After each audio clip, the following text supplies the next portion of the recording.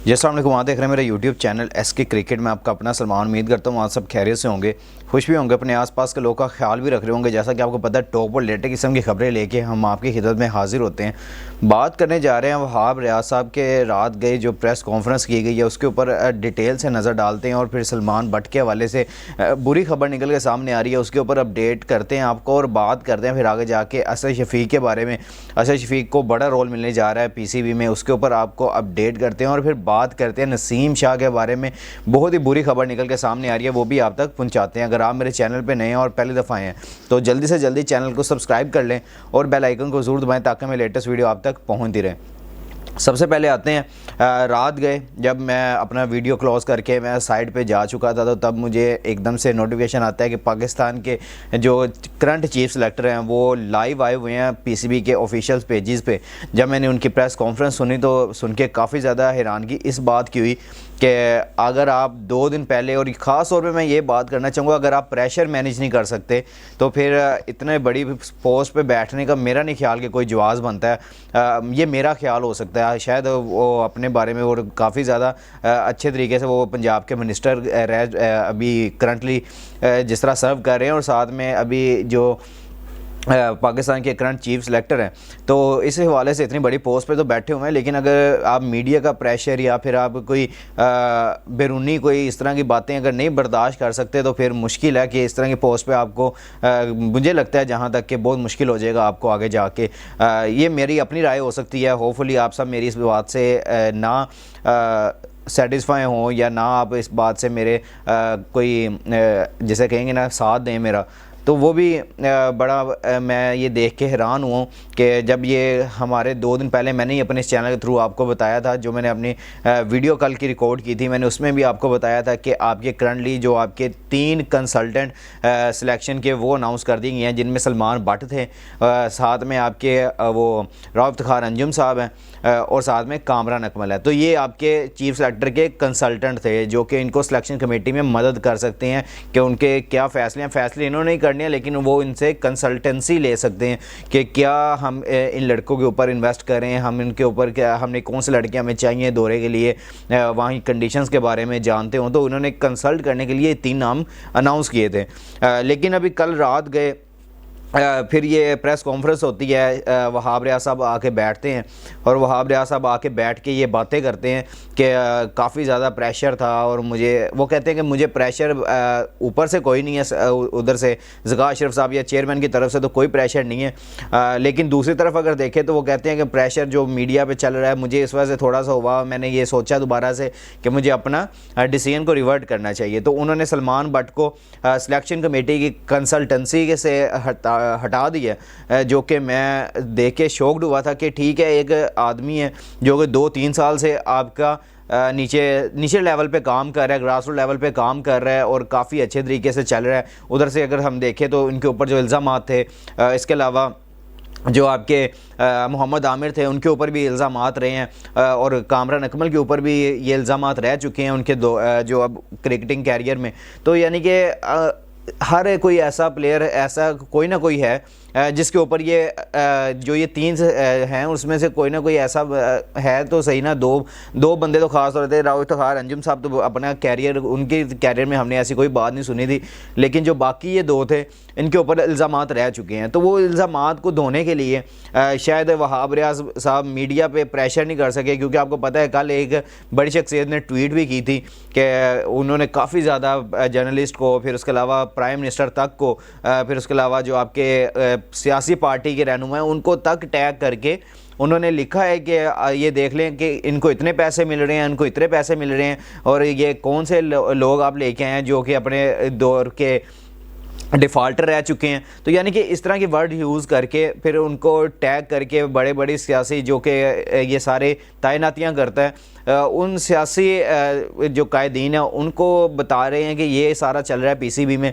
तो इस वजह से भी शायद मीडिया का काफ़ी ज़्यादा प्रेशर हो गया था। फिर कुछ जर्नलिस्ट उठ के बातें कर रहे थे कि आपने क्यों सलमान भट्ट को लगा दिया है। सलमान भट्ट आपको पता है अपने दौर में सबसे बड़े मेगा स्कैंडल में वो नामजद रह चुके हैं, तो आपने उनको क्यों लगाया, PCB में इतना इतना बड़ा ओहदा क्यों उनको मिल रहा है। तो फिर वहाब रियाज साहब रात गए, कल प्रेस कॉन्फ्रेंस के लिए आते हैं, वो क्लियर करते हैं कि मैंने सलमान भट्ट साहब से बात की है, सलमान भट्ट साहब को मैंने बता दी है कि आप मेरी कंसल्टेंसी टीम का हिस्सा अब नहीं है।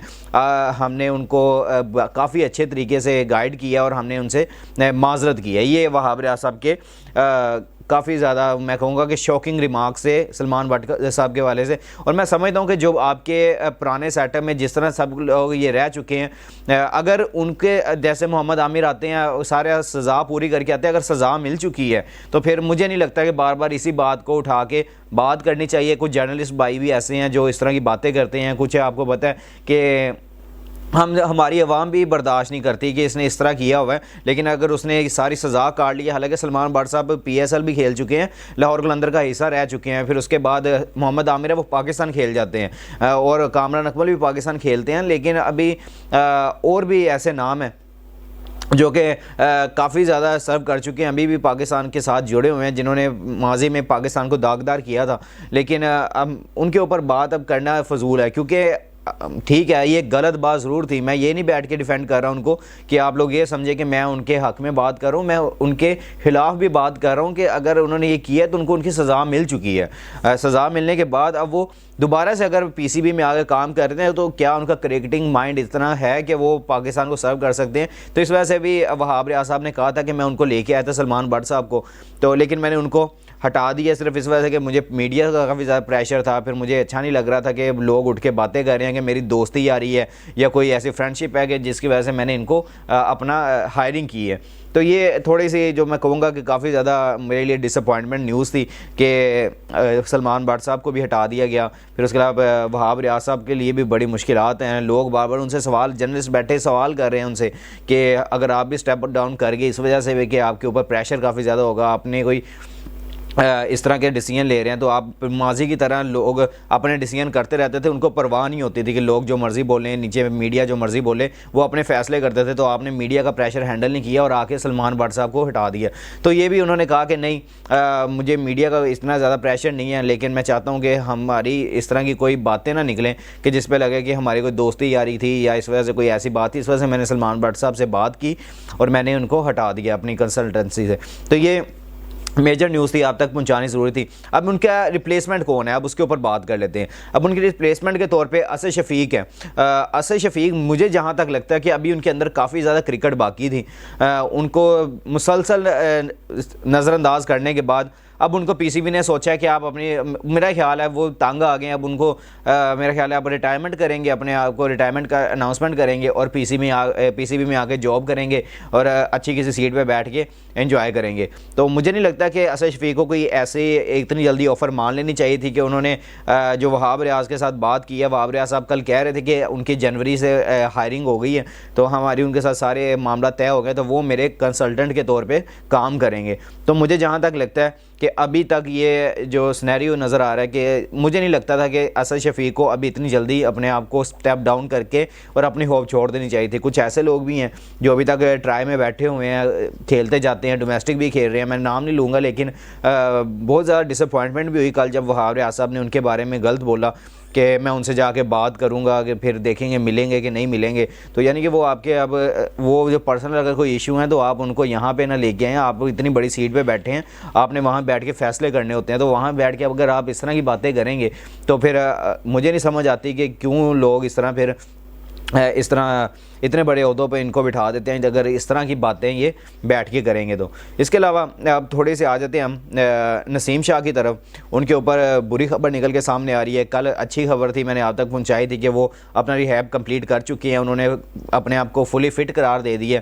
लेकिन अभी जो PCB है उन्होंने अभी एक डिसीजन लिया है कि हम नसीम शाह को अभी न्यूजीलैंड के ख़िलाफ़ सीरीज़ से बाहर रखेंगे, उनको अभी न्यूजीलैंड की सीरीज़ में शामिल नहीं किया जाएगा। अभी उनको कहा जाएगा कि आप रेस्ट करें, अगर आप रेस्ट के साथ साथ अपनी प्रैक्टिस जारी रखें और अपना जो 2024 का वर्ल्ड कप है वो ज़्यादा ज़ोर दिया जा रहा है कि इनको खिलाया जाएगा। जो बाकी आपकी जो बेंच स्ट्रेंथ है उनको ज़्यादा आजमाने की ज़रूरत है और उनको ही तैयार करने की ज़रूरत है कि कोई और भी लड़के मिले ताकि हम उनके साथ भी जा सकें। जब कोई आपका मेन प्लेयर इंजर्ड होता है तो हमें कितनी ज़्यादा परेशानी होना शुरू हो जाती है कि हमारे पास कोई अपना मेन प्लेयर के मुतबादल के तौर पे ही कोई नहीं है कि हम उनको लेके चले जाएं, उनके साथ खेलें। लेकिन अभी नसीम शाह अल्हम्दुलिल्लाह हम बहुत ज़्यादा खुश हैं कि यार वो रिकवर कर चुके हैं। अब रिकवर करने के बाद हम ये चाहते हैं कि वो खेले भी, लेकिन अभी जो पीसीबी की तरफ से सोर्सेज कंफर्म कर रहे हैं कि नसीम शाह को शायद न्यूजीलैंड की सीरीज़ में आराम करवाया जाए और उनसे कहा जाए कि आप अपनी प्रैक्टिस करें, अभी आप अपने फुल रिदम में वापस आएँ और आगे जाके आपको अगली सीरीज़ में या उसके बाद फिर मेरा ख्याल है कि उनको ज़्यादातर जो यूज़ करने का अब सोचा गया वो किया गया आपने T20 वर्ल्ड कप में। उससे पहले जो सीरीज़ होंगी उसमें आपको मुतबादल के तौर पे या एक इक्का दुक्का कोई मैच खेलते आपको नज़र आएंगे, अदरवाइज़ बहुत मुश्किल है कि न्यूजीलैंड की सीरीज़ में भी इनको चांस मिले। तो ये आज की खबरें थी जो कि काफ़ी ज़्यादा धमाकेदार खबरें थी, होपफुली आपको भी पसंद आई होंगी। तो अगर आपको मेरी ये वीडियो पसंद आई है तो जल्दी से जल्दी लाइक शेयर और कमेंट्स कर दिया करें, और जिस भाई ने अभी तक चैनल को सब्सक्राइब नहीं किया हुआ जल्दी से जल्दी चैनल को सब्सक्राइब कर लें और बेल आइकन को ज़रूर दबाएं ताकि मैं लेटेस्ट वीडियो आप तक पहुँचती रहे। इंशाल्लाह मिलता है नेक्स्ट वीडियो में। अपना और अपने आसपास के लोगों का ख्याल रखिएगा और दुआओं में हमें भी याद रखिएगा। अल्लाह हाफिज़।